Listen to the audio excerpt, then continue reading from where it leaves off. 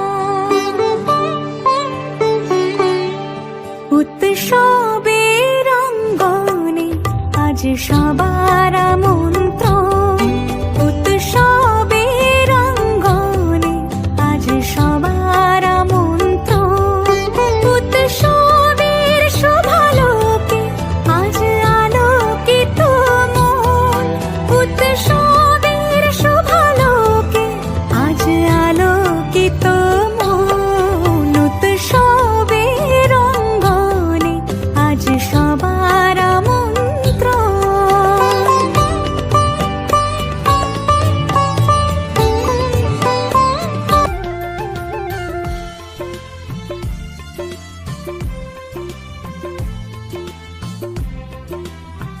আমি এতিয়া উলাবৰী পূজা চাই আহিলোঁ। এতিয়া আমি আছোঁ বিজেলি আৰু বিজেলি পূজা দেখুৱাই আছোঁ, চাই থাকক।